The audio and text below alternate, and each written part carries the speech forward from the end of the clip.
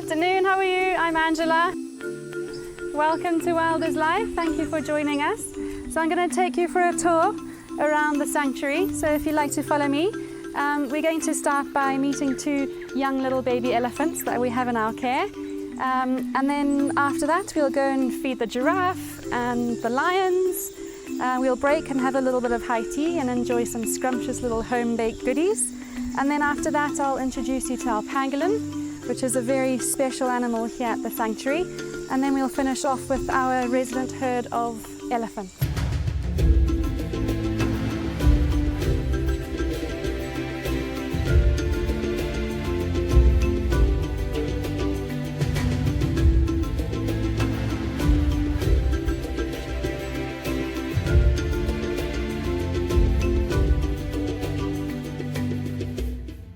In front of us, we've got our 2 smallest babies at the nursery. On the left-hand side is little Bumi, and on the right is Kadiki. And they both arrived here in November 2019. Kadiki is probably the smallest little Ellie you'll ever see. And believe it or not, she's actually doubled in size since she's been with us in the last 6 months. And we're thinking that they are between 6 and 7 months old now. Little Bumi arrived here in a very, very bad way. He had 2nd-degree burns on his very delicate skin. He had been exposed to the harsh elements up in Kariba, where he was found.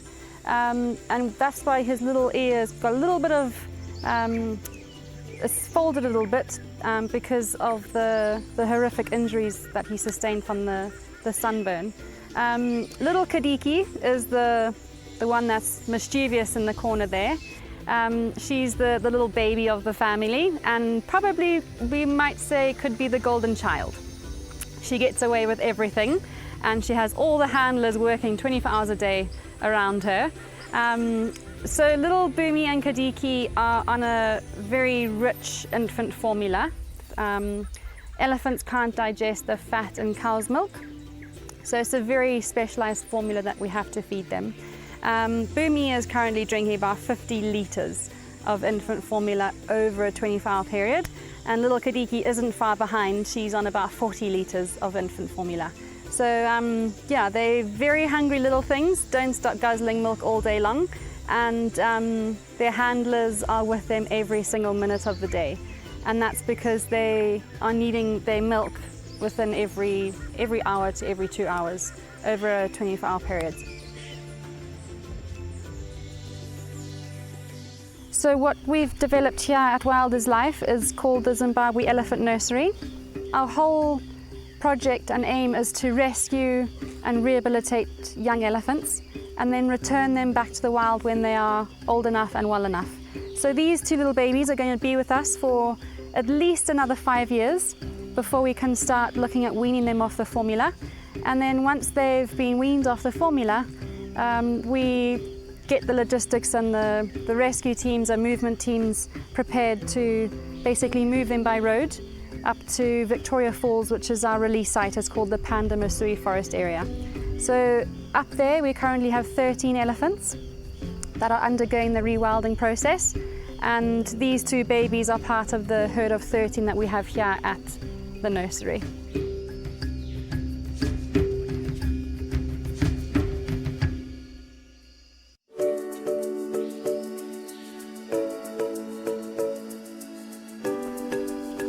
Please come through.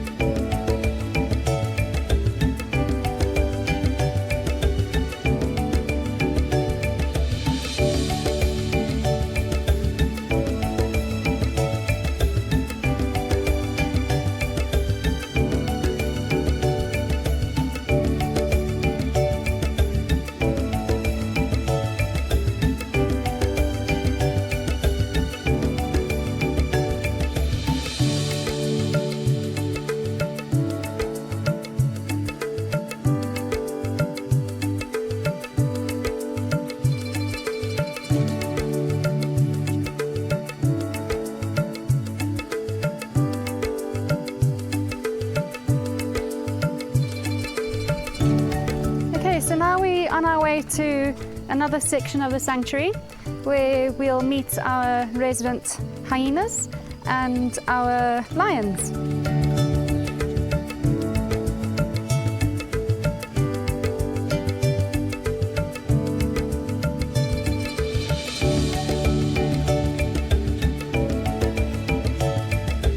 Okay, so we've just reached the Hyena Enclosure.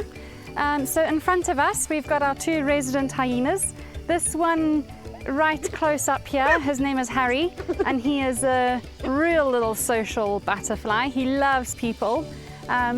We think that he was about 6 months old when we rescued him, and that was about 3.5 years ago. So he's still a youngster. And then we've got Athena, who's in the far corner at the back there. She isn't as social as Harry, because when she was rescued, she was a fully grown adult. So we're not too sure how old she is. But they get on really well with each other. They're the best of friends. And yeah, we're lucky to have them.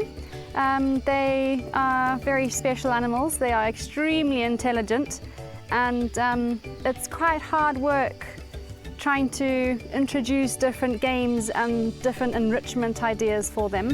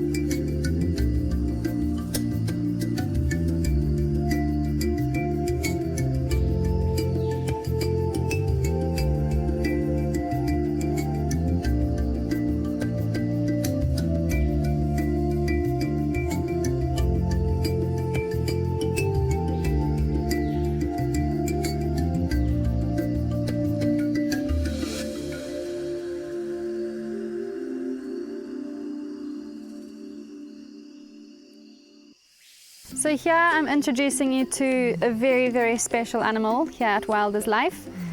Her name is Marimba, and she's a ground Cape pangolin. She's been with us for about 14 years now, and Matteo is the gentleman that gets to look after her. And Matteo has been looking after her since the day she arrived. So it's a very, very special relationship that the two of them share.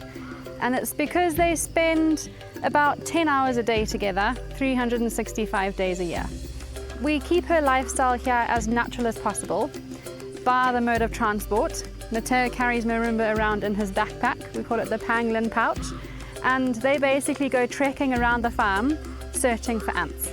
And ants is the only thing she needs to survive. Even with moisture and water, we've only seen her drink a handful of times in the 13 or 14 years that she's been in our care. So we're kind of making history as we go, because Marimba is the oldest pangolin of her species in captivity. So Matteo is basically treating her like a little princess, and we're hoping that she's going to outlive us all. Matteo doesn't know when he's going to ever retire. Pangolins sadly have become the most trafficked mammal in the world, and it's for a few different reasons, mainly for their scales. Their scales is basically like their body armor, and it's basically protected them for millions and millions of years. So pangolins don't have any natural predators. As soon as they sense any danger, the first thing they do is curl into a ball. And they can curl up so tight, not even a lion or hyena can pull them apart or bite through their scales.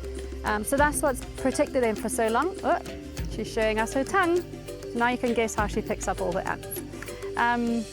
So just another reason why Matteo is very protective of his little girl, and so he should be, because they're very valuable and very important to Zimbabwe as a whole.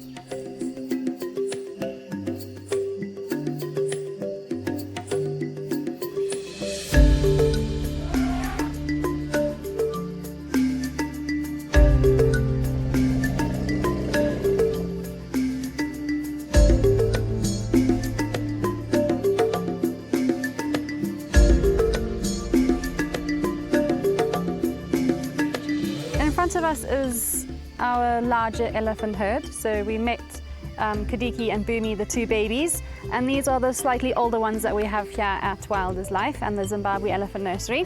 The Zimbabwe Elephant Nursery started in February 2014 with the arrival of Moyo.